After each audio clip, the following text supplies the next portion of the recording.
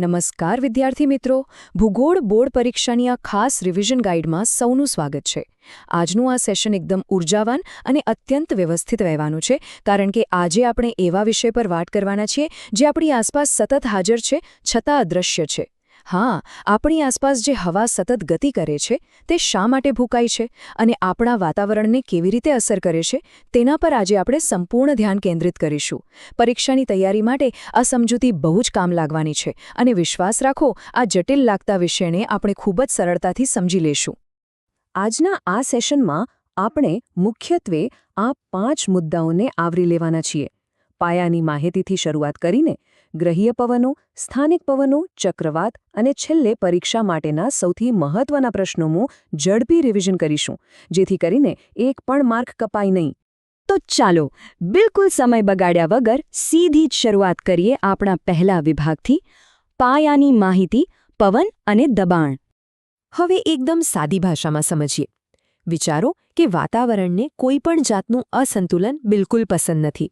તે હંમેશા પોતાને બેલેન્સ કરવાનો પ્રયાસ કરે છે.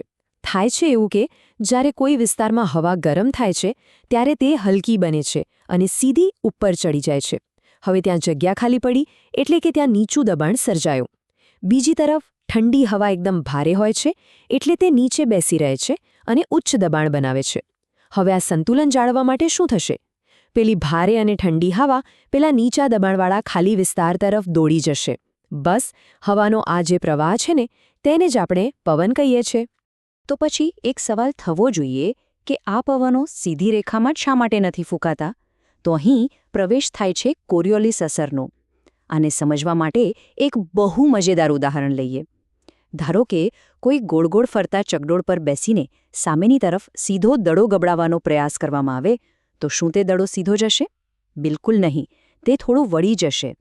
અદ્દલ આવી જ રીતે આપણી પૃથ્વી પોતાની ધરી પર સતત ફરી રહી છે અને તેના જ કારણે પવનો ઉત્તર ગોળાર્ધમાં પોતાની જમણી તરફ અને દક્ષિણ ગોળાર્ધમાં ડાબી તરફ વળી જાય છે. પરીક્ષા માટે આ કોન્સેપ્ટ મગજમાં બરાબર ફિટ કરી લેવા જેવો છે. હવે પૃથ્વી પર અલગ અલગ દબાણના પટ્ટાઓ કેવી રીતે બને છે તેની આખી શૃંખલા સ્ટેપ બાય સ્ટેપ સમજીએ. જુઓ, સૌથી પહેલાં તો સૂર્યના સીધા કિરણો બરાબર વિષુવવૃત્ત પર પડે છે, જેથી ત્યાં ભયંકર ગરમી સર્જાય છે. આ ગરમીના કારણે ત્યાંની હવા ગરમ થઈને હલકી બનીને ઉપર ચડે છે, એટલે ત્યાં બની ગયો નીચા દબાણનો પટ્ટો. ત્યારબાદ આ હવા વાતાવરણમાં ઉપર ને ઉપર જઈને ધીમે ધીમે ઠંડી પડે છે અને આશરે 30 ડિગ્રી અક્ષાંશ પાસે નીચે ઉતરે છે. આ ઠંડી અને ભારે હવા ત્યાં ઉચ્ચ દબાણનો પટ્ટો બનાવે છે.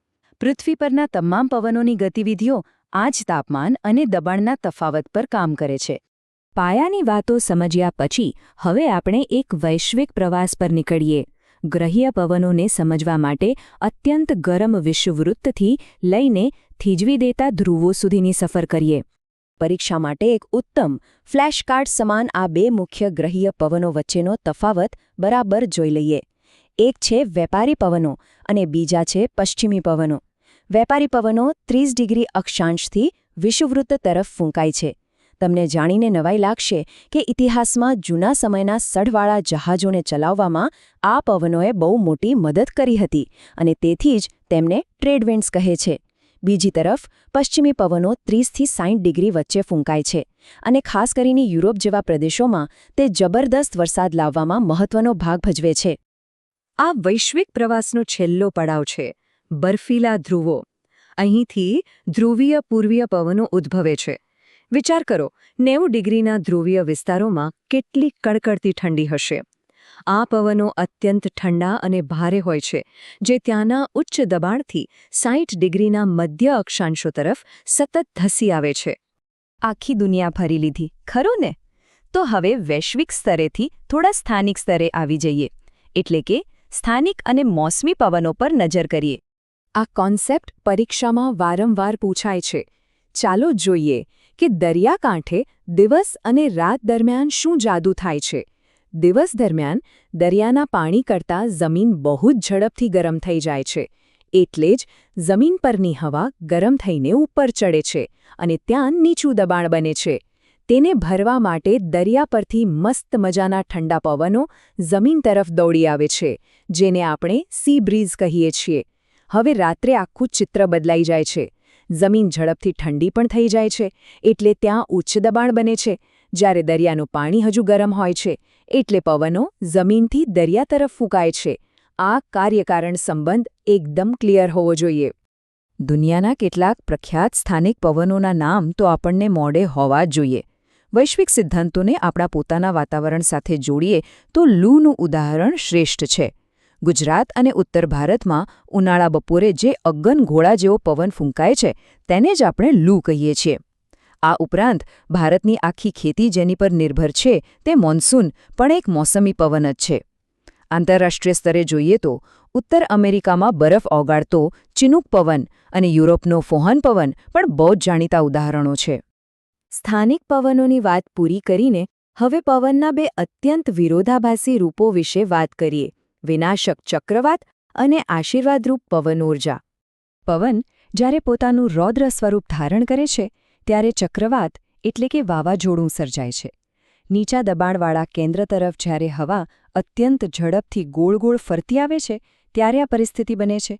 પરીક્ષા માટે યાદ રાખજો કે ઉષ્ણકટિબંધીય ચક્રવાત ગરમ સમુદ્ર પર બને છે, જ્યારે સમશીતોષ્ણ ચક્રવાત ઠંડી અને ગરમ હવા ટકરાવવાથી બને છે. આપણા ભારતમાં ખાસ કરીને અરબી સમુદ્ર અને બંગાળની ખાડીમાં વારંવાર ચક્રવાત આવે છે. જો પરીક્ષામાં તમે તોકતે, અમ્ફાન કે ફાની જેવા વાસ્તવિક અને તાજેતરના ઉદાહરણો લખશો તો ખરેખર બહુ સારો પ્રભાવ પડશે. પણ જુઓ, પવન માત્ર વિનાશ નથી કરતો, તે કુદરતનો એક મોટો આશીર્વાદ પણ છે. પવન ઊર્જા એટલે કે વિન્ડ એનર્જી એ સંપૂર્ણપણે સ્વચ્છ, ટકાઉ અને ક્યારેય ખૂટે નહીં તેવું પુનઃપ્રાપ્ય સંસાધન છે. આપણા ભારતમાં પવન ઊર્જા ક્ષેત્રે ગુજરાત, તમિલનાડુ અને રાજસ્થાન રાજ્યો સૌથી આગળ છે. ગુજરાતના કચ્છ વિસ્તારમાં ઊભા કરવામાં આવેલા વિશાળ પવનચક્કીના વિન્ડ ફાર્મ્સ વિશે તો આપણે બધાએ સાંભળ્યું જ હશે. આવા વાસ્તવિક ઉદાહરણો પરીક્ષામાં તમારા જવાબોને એકદમ મજબૂત બનાવી દેશે. તો ચાલો આજના આ સેશનના સૌથી મહત્વના અને આખરી પડાવ પર આવી પહોંચ્યા છીએ: પરીક્ષા માટેના પ્રશ્નો.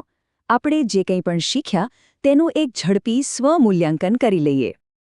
પરીક્ષાના દૃષ્ટિકોણથી એકદમ હોટ ફેવરેટ કહી શકાય એવા આ 5 પ્રશ્નો મગજમાં બરાબર છાપી લેજો. પહેલું, પવન હંમેશા તાપમાન અને દબાણના તફાવતને કારણે જ ઉદ્ભવે છે. બીજું, 30 ડિગ્રીથી વિષુવવૃત્ત તરફ જતા પવનો એટલે વ્યાપારી પવનો.